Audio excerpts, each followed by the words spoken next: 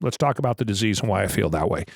I listened to the Sam Harris podcast today, and one of the leading, I believe they're called virologists in the world, it was on there. And this dude's job, he works for Johns Hopkins, their think tank, and this dude's job is to watch for, forecast, and figure out how species extinction events are going to happen. And so this dude's like, yeah, I kind of saw this coming.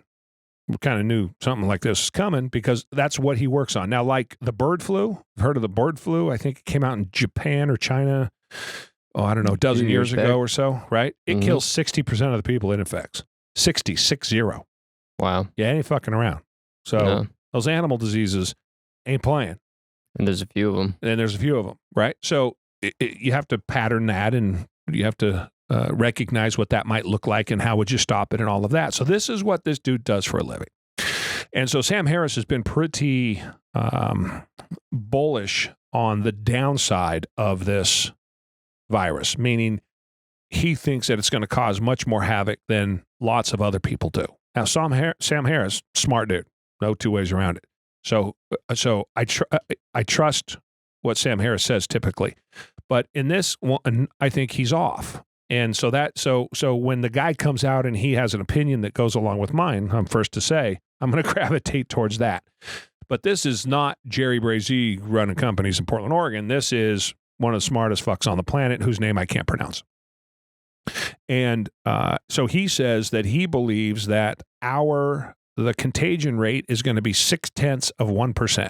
That's his number on the high end. And on the low end, he believes it's going to be somewhere around 0.1, 0.2%. So less than 1%, 0.1%, best case, and his worst case scenario is 0.6%. And then, the appropriate 2 to 3% of the people from that number will die. So you're talking big numbers, right? When you're talking 325 million people, but they're not gigantic numbers. They're not 10 million people. Yep. They're 10 million people sick, but they're not 10 million people.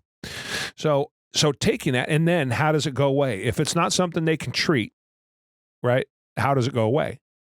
Do you know the answer to that, by the way? Everybody gets sick. And then what happens? Build up an immunity. Yeah. Or you die. Look at the big brain on Brad over here. So that's exactly right. So everybody gets sick. This is what the UK is doing it. It's called the immunity defense, I believe is the term for it. And so right now in the UK, they're essentially doing that. The problem they're going to run into is how do they sequester the old people off to the side and keep them from interacting with the younger people. But if everybody gets sick and everybody gets better, then the next time it rolls around, there's less people to get sick. And then the next time there's less people to get sick. So the first wave is always the worst, the second wave, and so on. Now, as I'm saying this, I in no way am downplaying the significance of all the grandmas and grandpas that are going to die from this. So I got to say that right out the front. I'm not an unfeeling monster. I recognize how brutal that's going to be on families. But in the time that we've talked, something like 200 people have overdosed, right? X number of people have died in car wrecks. Heart cancer. Heart failure, cancer, right? Probably been 1,000 people since we opened our mouths 45 minutes ago. That's probably more than that, but you get my point.